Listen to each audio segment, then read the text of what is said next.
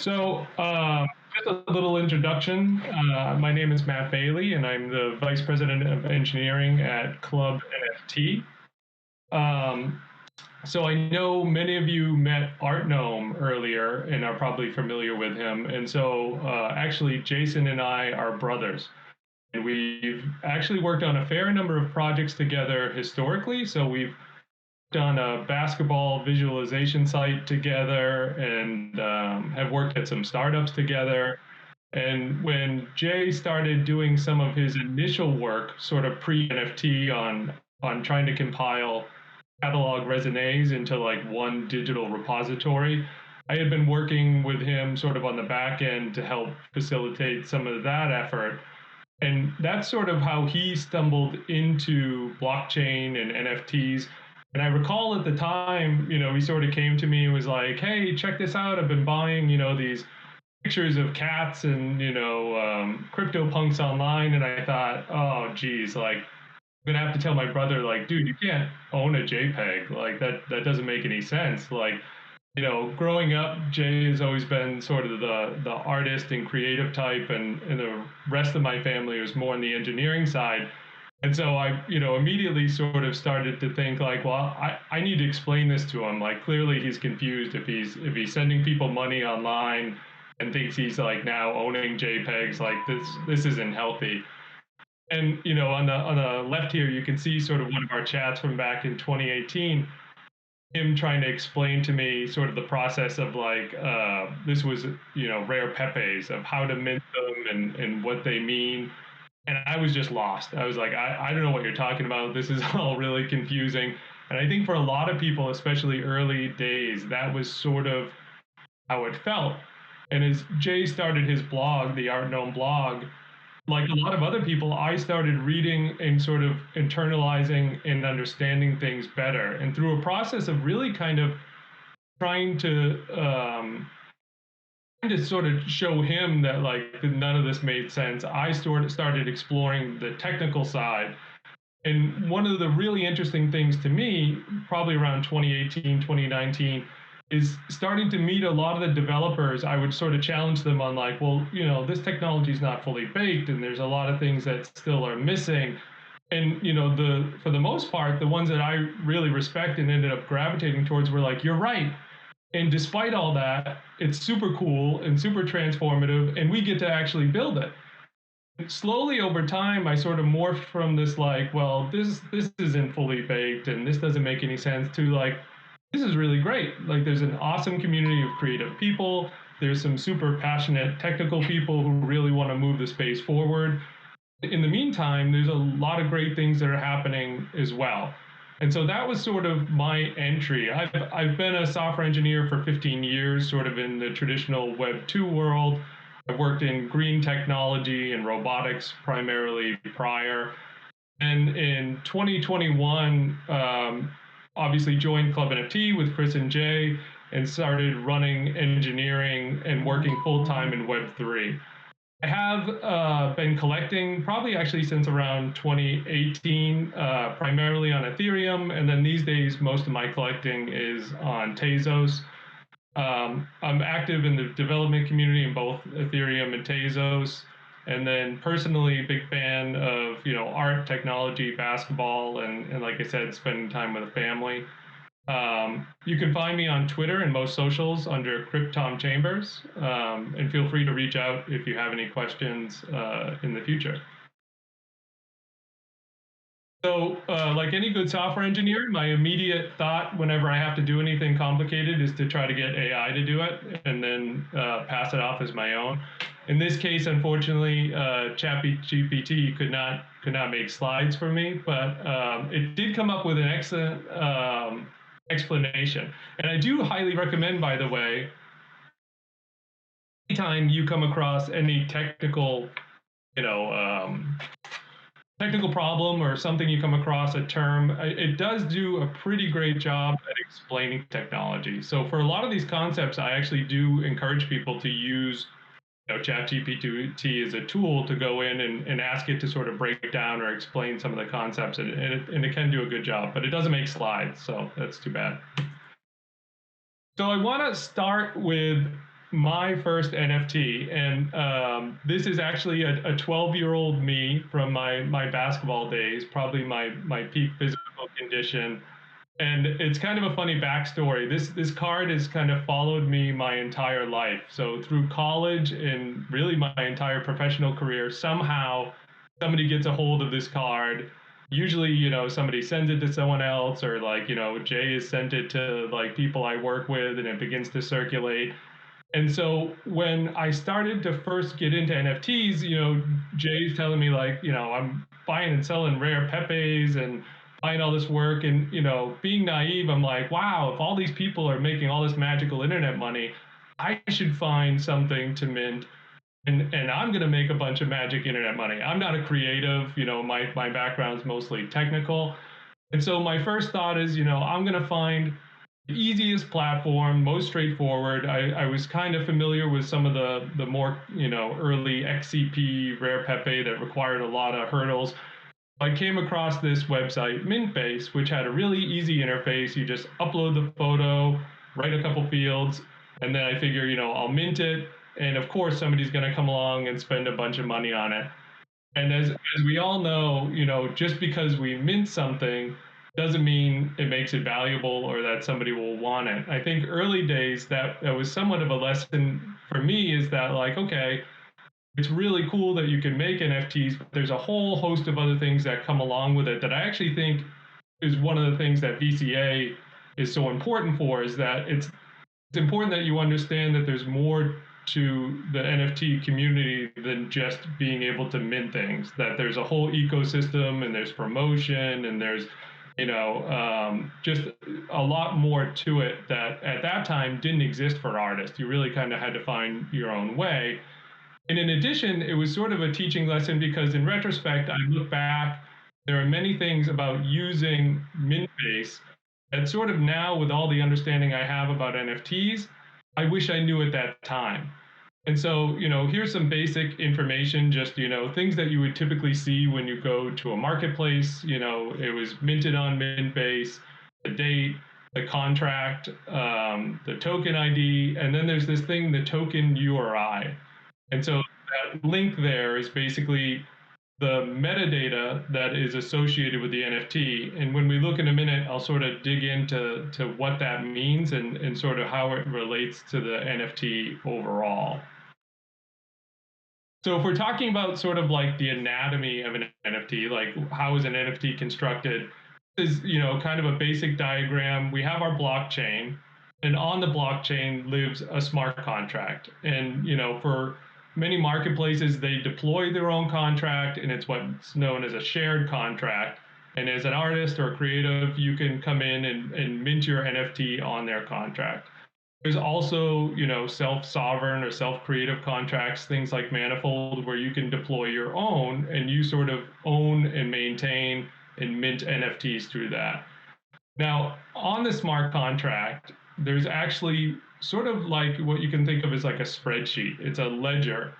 And when we talk about owning an NFT, you're really talking about, okay, I'm going to, in this ledger or spreadsheet, put my address and say it owns, so many versions of this NFT. And that all lives on the blockchain. When we talk about the blockchain being a ledger, that's sort of what we're talking about. NFT itself is comprised of a very small amount of data, typically, that's stored on the chain. And there's a field, a very particular field called token URI. And in most cases, that field points to something that doesn't live on the chain. It points to like either a website or some decentralized storage or something else that lives off chain, right? And so we can see here, the smart contract is here. We have an NFT, the token URI is pointing to this JSON file, and this JSON file has a bunch of different fields in it. And if we look back at my NFT, you can see this was the token URI. So what lived on chain, just this address. And that's important. We'll get into why that's important later. And that address, if we go to this website, we'll actually just see, we can actually do it. Are you able to see my browser as well, or no? We can see it, but nothing shows up on it. Oh, Yeah, sorry, yeah. I see that didn't actually register here. You know what I can do? Let's do this. So I don't know if you're familiar with a blockchain explorer, but this is basically Etherscan.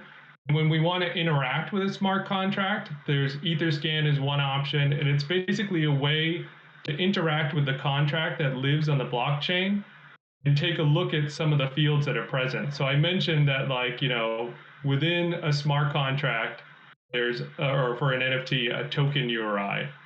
And for any contract, I'm at the contract right now for the first thing I ever minted, crypto chunks. I can go in, basically ask it for the token URI for a given NFT, and it'll tell me here, here it is. This is the website and the metadata associated with token ID 0 on this contract. When we go there, presumably, actually, this is a good illustration of one of the problems. We see that for some reason it's not currently coming up. And this is a centralized website right now that Mintbase uses to basically host their metadata. Not quite sure why it's not coming up right now, but I had pulled it prior, and basically this is what it looked like. That's one way of interacting with the smart contract is being able to go in, call the method directly, get that data back.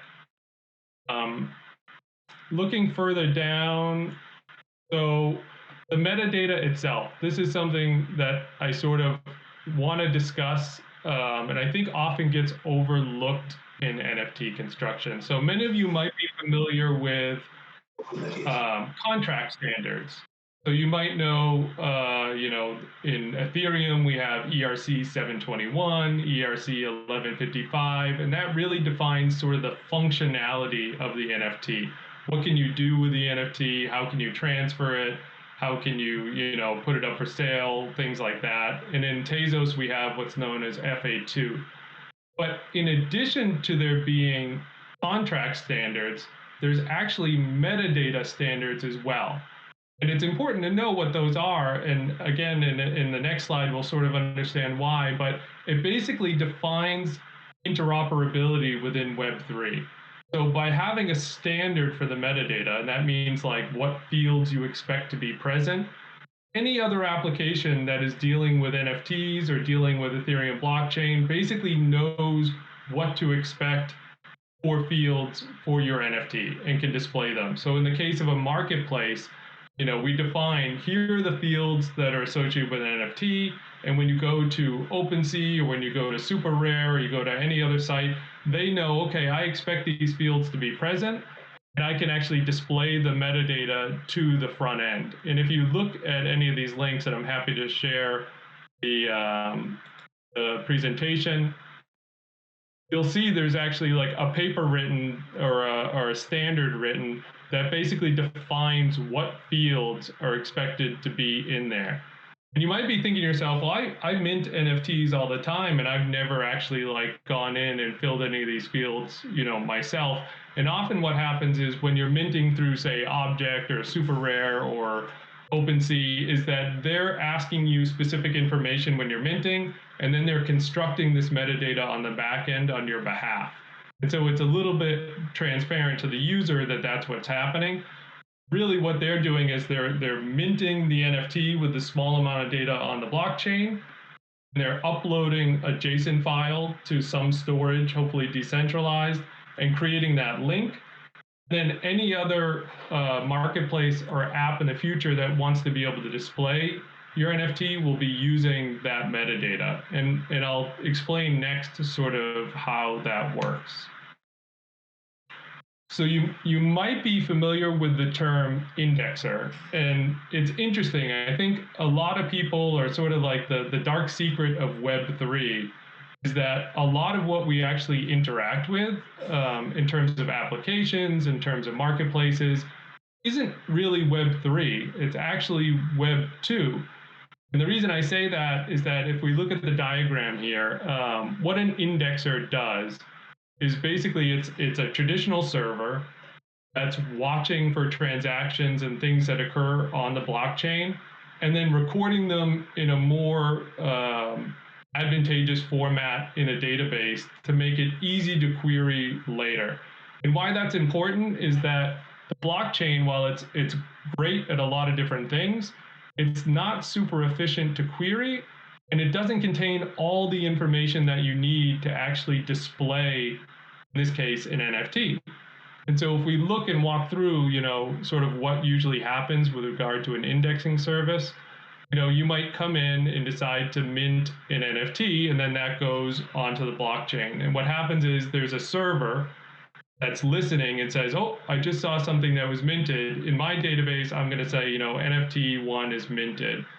And when it knows NFT1 is minted, it also knows I'm going to go get that token URI, which points to another, off-chain service, that metadata that I know is important, and I'm going to put that in my database too. Because if anyone in the future wants to say like, oh, what's the title of NFT1, or what's the image look like, or what's the tags on that, you have to go get that metadata, which doesn't live on the blockchain in most cases, in order to display it.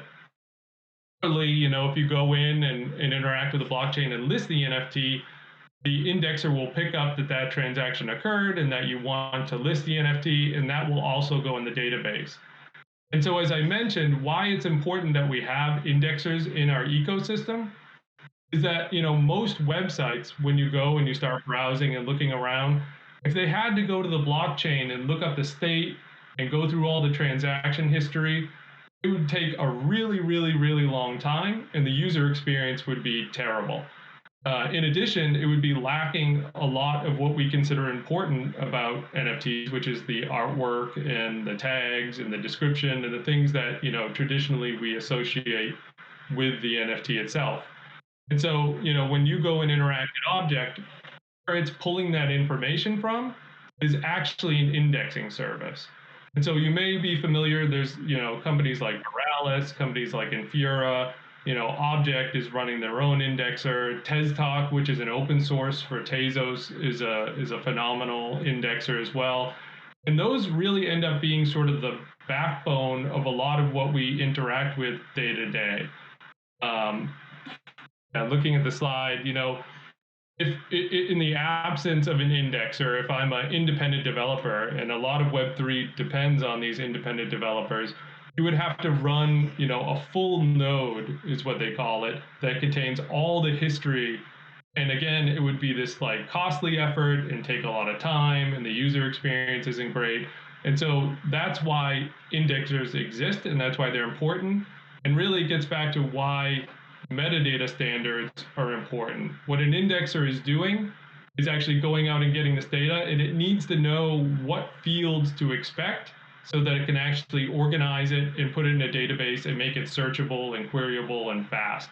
If everybody sort of came in and was putting their own data or their own formats, we'd lose the entire interoperability, which kind of basically subverts all of decentralization. Can't all communicate together and things aren't interoperable, then we create just silos. And so it's super important that these standards exist, and it's super important that this infrastructure that isn't fully Web3 exists to sort of power it. Moving on, sort of like that's sort of what an NFT looks like. A glance at sort of the metadata in the off-chain portion. So, and then why that's important and relevant when it comes to sort of indexers and then the interoperability overall of Web3. And what I want to talk about now is something that's sort of core to Club NFT. That's, what matters when it comes to the off-chain storage, right? So we all sort of know that the blockchain is immutable, it's decentralized, we believe it's going to be around for a long time, and it's great because it basically provides a record of who owns what token.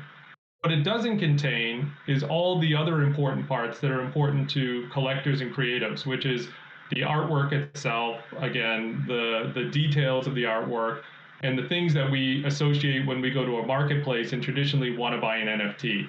All of that lives off-chain. And so how do we ensure that off-chain data is as persistent and as safe and secure as all the data that we know is on-chain.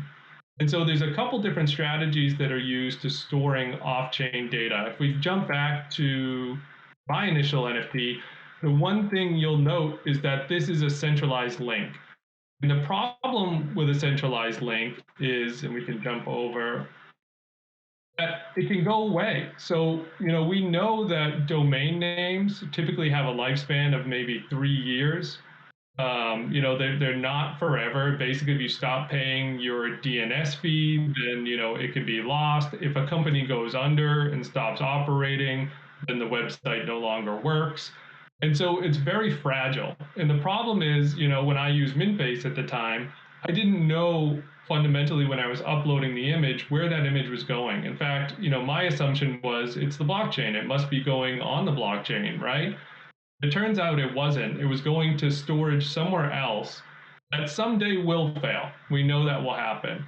And when that happens, one of the problems is when an indexer goes out and says, oh, look, Matt made this NFT, I'm going to go out and get the details. It's going to get a 404, and the details won't be there.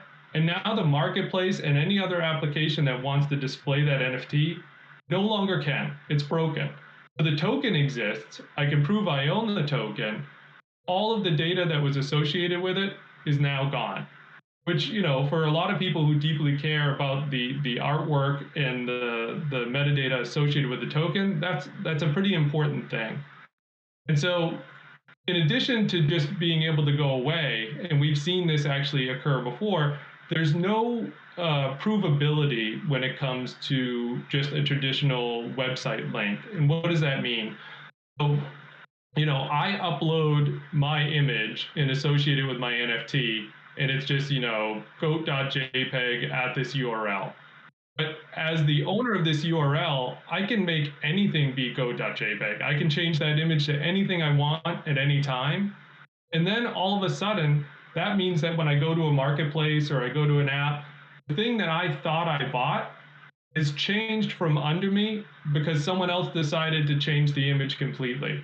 And so, it's what we call mutability. It means that the thing that I initially uploaded can be changed from under me, and there's nothing I can do to prove that it was changed. That's the big thing too, is even if the image changes, I can't prove that it was originally this image because the name is the same. And so that's another problem with centralized storage, is that it doesn't have any provability and it really doesn't have any durability. And so how do we basically fix this problem with NFTs? We want something that, when we upload it, it's provable that what's there is what I intended to be there. And then also it's resilient so that I know that in like 5 years, 10 years, 20 years, that this is still going to be something that can be accessed. And actually, sorry, I'm jumping ahead. I will jump ahead in this case. The solution to that is what's known as IPFS. So you probably or may have heard the term before. IPFS is not necessarily storage itself. It's what's known as a protocol. And basically what that means is you can think of it like a torrent. It's a network of nodes that you can host content at, and then basically access that content through any one of the other nodes. So as long as it exists in the network, you can use the address to basically go and fetch that content. And so why is that important? So I mentioned provability. When you upload your image to IPFS, it actually generates what's known as a hash that is unique to that content. What that means is that the only thing that could be associated with that hash is that content. And so they call it content addressable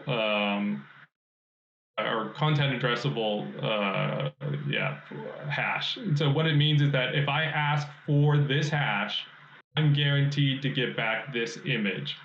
And when you look at an NFT or a token URI that contains an IPFS hash, basically what you're guaranteed is that it will never change. Nobody can come in and take my 12-year-old basketball card and change that image and still have it live at that address.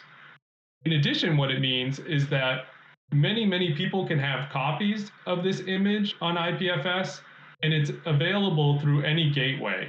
Gateway is just a way to basically access storage. And so what's nice about that is, unlike a URL or a traditional centralized URL that could expire or somebody else owns and it goes away, anybody can run an IPFS gateway. If I ask for that particular hash, I'm always going to get the same answer regardless of where it lives. In addition, if that image ever goes away, completely from the network, let's say, nobody's hosting that image anymore on IPFS, as long as I have a local copy of it, I can actually put it back on IPFS and make that available. And so, the high availability and the provability really make IPFS sort of an ideal storage solution for NFTs, because it basically guarantees you that the content that you're asking for is going to stay the same, and it makes it so that it could be always basically re-uploaded or restored should it ever be lost. It makes it highly available because many people can sort of serve the same image. Another thing that we should probably talk about is on-chain storage. So we hear a lot about projects being on-chain and sort of elevated, that like, oh well, that must be the most optimal case, right? Like if you store something on-chain, and we already know all the virtues of blockchain, and that must be like sort of the pinnacle of storage. But there are a lot of sort of inherent problems. It's a really cool constraint, but one of the big problems is, as I mentioned, the blockchain is sort of traditionally slow with regard to performance. So if you had to go to the blockchain to fetch the data every single time, it actually wouldn't perform very well. In addition, we know that like actually uploading code, so like in the case of art blocks, it can take hundreds, if not thousands of dollars to actually host the code or to deploy the code to the blockchain. And so because it's so cost prohibitive, a lot of the time when people are generating their code, they're doing things like minifying, or they're making deliberate edits or trying to make it as small as possible. And what happens is, it is a cool constraint, but again, it sort of forces you to do things in the most efficient manner, which may not be the way that you intended to do them initially. And it also loses context. So like the code becomes unreadable when you have to then minify it, and it's, you lose the comments and some of the context. In addition, it's somewhat of a barrier.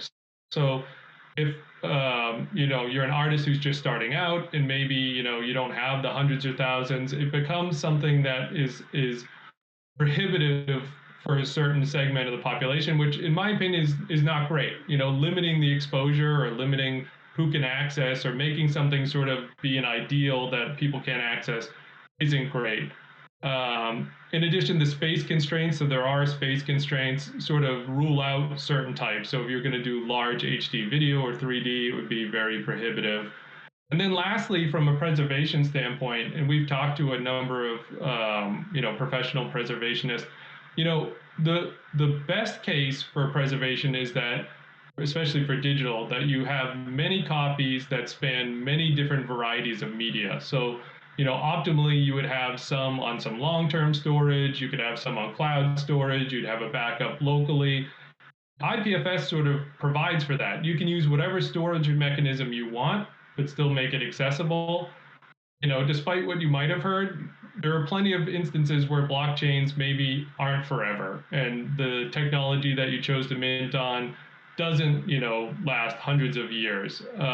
In which case, it would still be great if we could preserve these things long term beyond the lifespan of just the blockchain. So, getting into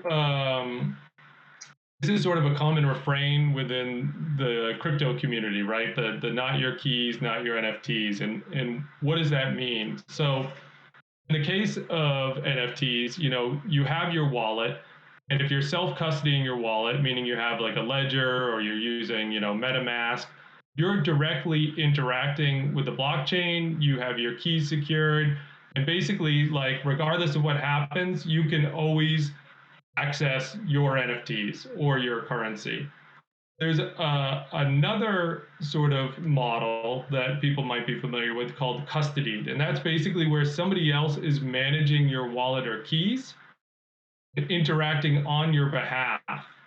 And why it's important to understand sort of this model is because, similarly to the way when off-chain media goes away, if that marketplace or that website goes away, you lose your access when you're using the custody model. And so something that I always like to tell collectors and artists is like, it's very important to think about when you're interacting with a certain marketplace or you're interacting with a certain app, which of these models that are being followed.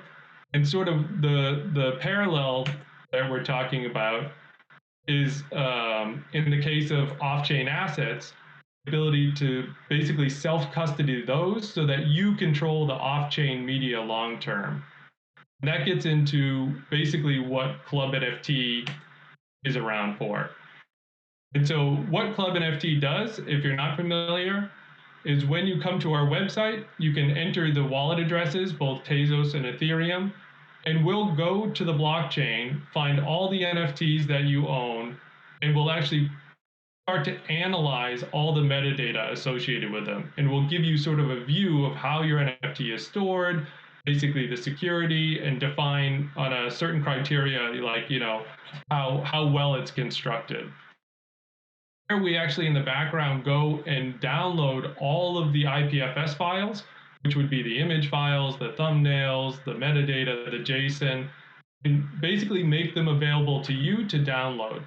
And why that's important is very, very similar to sort of the keys analogy, in that if you own all of these files and you're custodying them and you have them, then you're no longer dependent on the marketplace. You're no longer dependent on Club NFT. You're no longer dependent on the creator.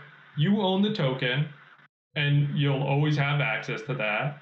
And then now you always own the files. And should anything happen and those stop being hosted, have the ability to then rehost them on IPFS and restore that NFT to its complete state, which is really important. And again, I think it's a big thing that we talk about in this space is the individual responsibility when it comes to sort of ownership.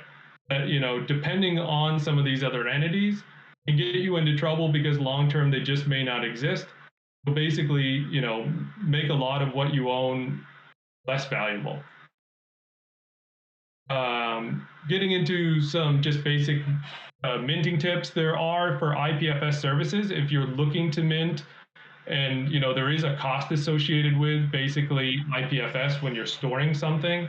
There are several great sort of free applications out there. So NFT.storage is Protocol Labs, which came up with IPFS, basically is a service that allows you to upload for free and they'll actually host your content. I do still recommend that you keep copies of anything that you upload to IPFS personally, but it's a great resource to use as you're getting started. Similarly, estuary.dev, you may have heard of Filecoin. It's basically a token incentivized version of IPFS. So it's built on top of IPFS, but it basically creates a reason for other people to store your files by using a token incentivization plan. Kubo is the name of their IPFS client. You can actually download and run IPFS locally on your own laptop or on your own desktop and serve files. And then there's lots of paid alternatives that exist out in the marketplace as well. So you might be familiar, Pinata, Morales, who would be happy, for a monthly fee to basically host these things on your behalf. A couple additional tips, it's really important that you look at sort of the platforms you're using and see how they're handling their storage. And one way to do this, if you go to Club NFT for free, plug in your wallet, will actually show you all the NFTs you own and show you where the files are currently being stored. Something else to consider is using personal contracts. I'm a big fan of Manifold. It allows you basically to have more sovereignty over the creations and NFTs long term that you create. And then the last thing, and this is something that sort of I learned in even creating my first NFT, and that's, people get really excited when they get into the space and they're like, I'm gonna, get a wallet, and I write down my seed phrase and I email it to myself because I don't want to lose it, but I don't own anything expensive. I don't really have a lot tied up, so I'm not really too worried about the seed phrase element. And you run out and you start minting NFTs on platforms, and then say a year later, you're now established, you're making sales, but what you started minting on, that address that you initially started minting, is really important because that's the address that for the rest of your life you're going to get royalties on, the thing that's going to be associated with the NFTs you're minting. And it's unfortunate that like oftentimes when we start our journey, we get really, really excited and don't know the best practices. Then we sort of have that established address, and then that becomes something that we need for the long term. And so I really encourage everyone to think about when you're starting to mint, to use a cold wallet or a ledger as your primary sort of minting address, because you really want to make sure that that is secure for the long term. Because God forbid somebody gets access to your seed phrase because you wrote it down or it's in your email. All of a sudden, they have access to basically your core identity of where you've been minting, as well as all the future sort of royalties that may come in. And it becomes really problematic. So I always like to tell people, especially who are just starting out, that it's really, really important that you think about the security of the address that you're using when you're starting to mint work. I think that's just about all I had for today. I'm happy to go back over any of the details or any questions that anyone might have.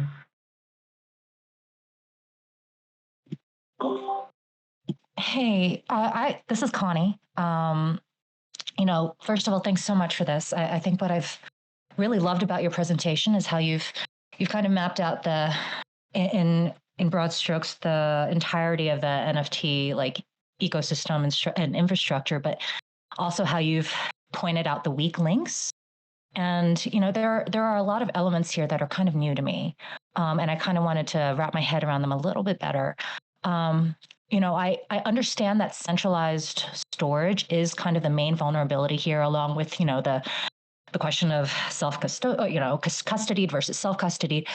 But the indexers, that's actually that's something that I didn't know about. And you talk about there being like a series of indexing services. Are there any sort of, first of all, is there one service that kind of has a monopoly within the ecosystem? And then I guess from there, I'm curious as to if you see any vulnerabilities within the indexing services themselves. Yeah, absolutely. So one of the big concerns I know is, an indexing service is not necessarily beholden to anyone to record accurate information, and honestly can have mistakes. Meaning, things happen on the blockchain, and that's immutable. And the nice thing is that we can always go back to the blockchain to prove something, right? So like the blockchain is super duper important because it is the really the only thing that we should ever trust. So an indexing service may either, maliciously or inadvertently record a transaction incorrectly and say like, oh, you own 5 of these things instead of owning 0. Now, the impact of that is minimal, because if you ever tried to then go say sell them, let's say an indexing service says Connie owns 5 of these NFTs, you go to a website and it displays that you own 5. When you go to do a transaction to say like sell those, the blockchain will see you don't, and it will be rejected.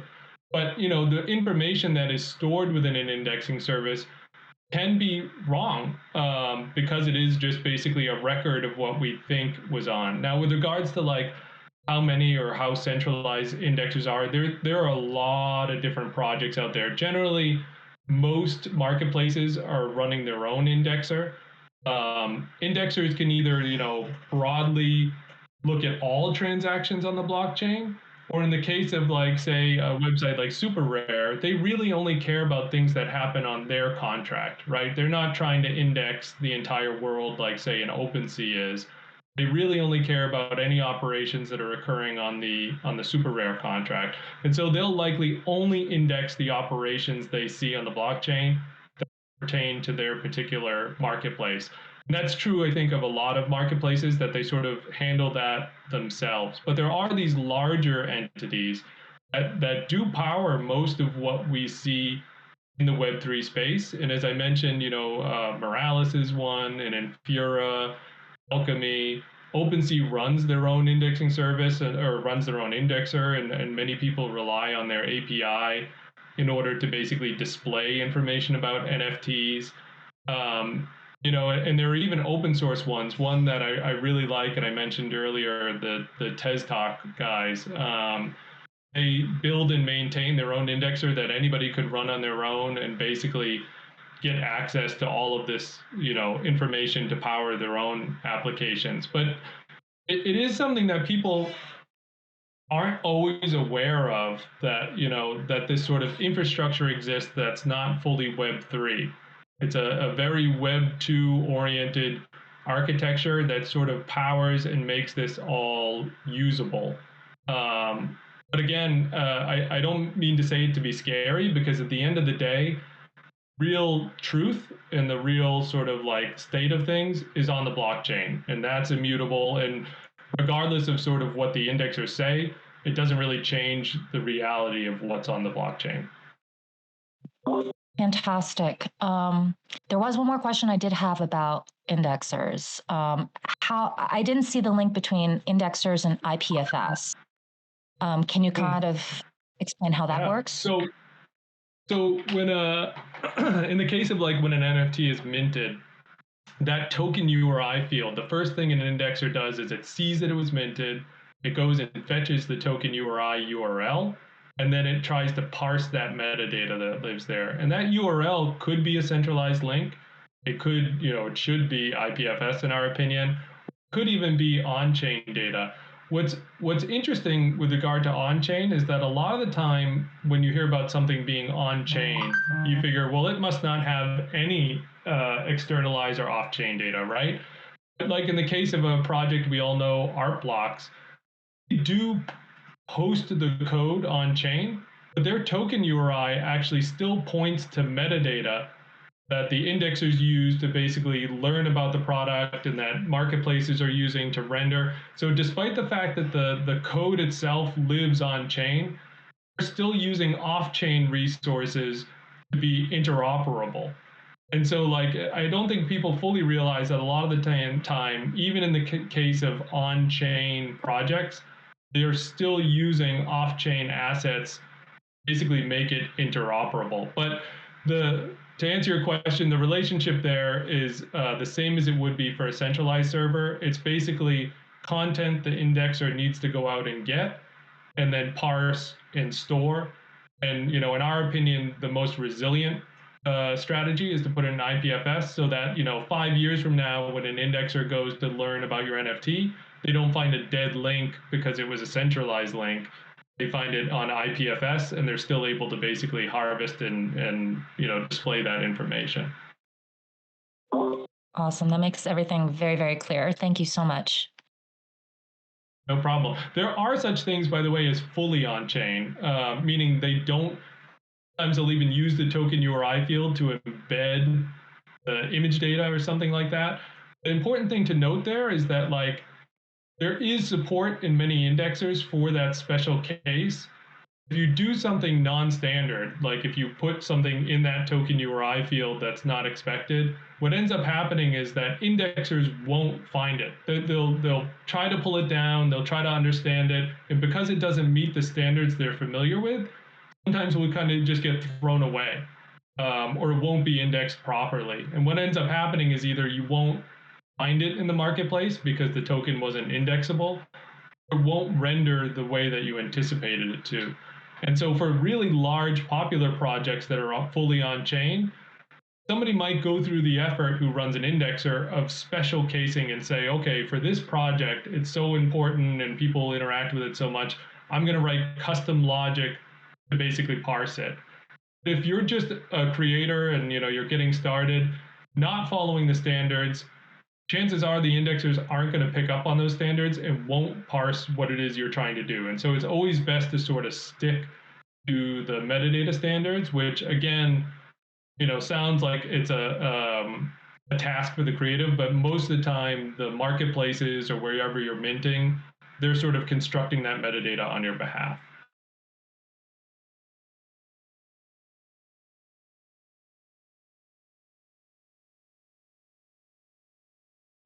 Thanks for the question. That was a really good one, by the way.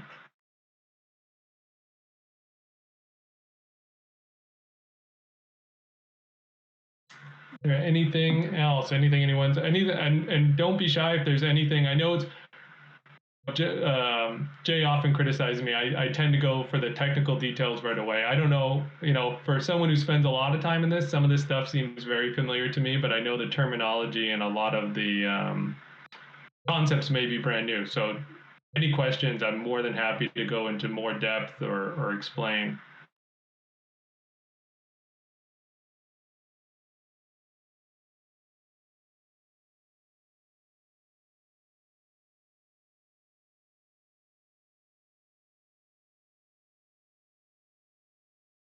Right. Like I said, I'm available. I can put that back up. Sorry. Hi. Hi. Can you hear me? Yeah, I can hear you. Yeah, so I had a question. Well, overall, this whole class has been very insightful. It's a lot of stuff I didn't know, but hopefully I'll get more conservative with it. But I had a question on you talked about having your own, because I have my own contract on Manifold. So what is the benefit of that in regards to this? With regards to this, there's a couple things.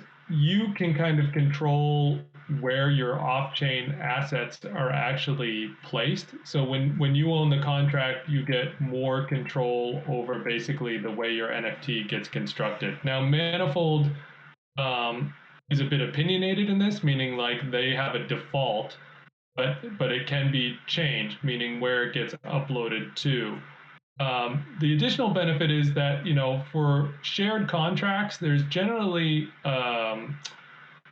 some administrative privilege that comes along with owning the contract. So the marketplace itself can do certain things like updating an NFT or, perhaps making an NFT no longer transferable.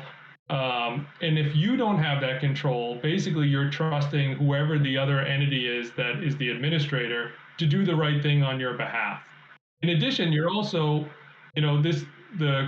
the company that might own the contract or the person who might own the contract may not always be in business. And if there are specific features or functions of the contract that you may want to upgrade in the future or operations that you want to happen, you lose that control because you're basically delegating to somebody else on your behalf to be able to do that.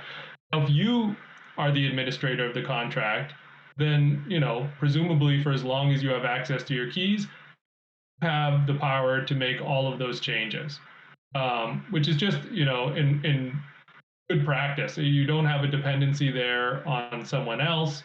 You can kind of make your own determinations long term. So that's sort of the benefit of having your own contract.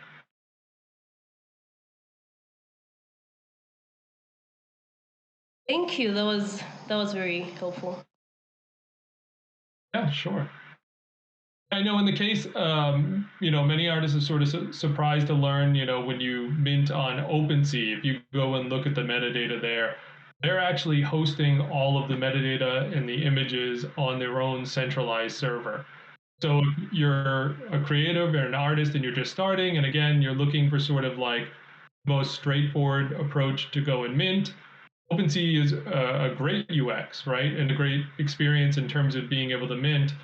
But again, because it's not your contract and because it's shared, people become disappointed to learn like, oh, well, they're actually centralized all their links. And if OpenSea ceases to exist, what then happens to all the media that's associated with that? What happens to the metadata, right?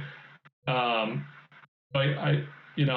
always caution people to sort of look. Even I'm not saying marketplaces are a bad thing or that you shouldn't use them. I actually think we have a great number of relationships with marketplaces that are best practices and helping artists and doing a great job. But I think it's important to know when you're working with specific vendors, what practices they're using and whether or not they're sustainable long term.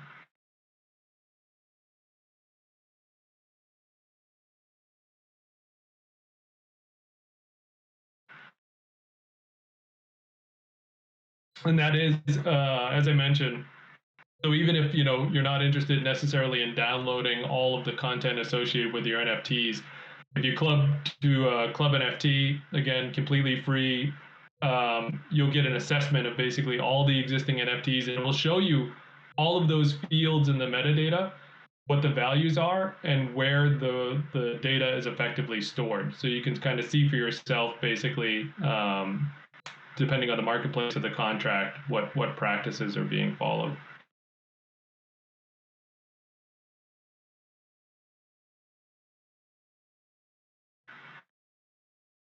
Great. Yeah, as I mentioned, you can find me on Twitter or on Discord. Cryptom Chambers. I'm always happy. I often get people sort of reach out in DMs or have questions about some of this stuff or before they start minting. I'm more than happy to jump on either a private chat or call anytime if anyone has any questions or follow up. Again, if there's anything that you were hoping to see or any feedback, feel free to send that along too. It'll definitely help me as I give the presentation in the future.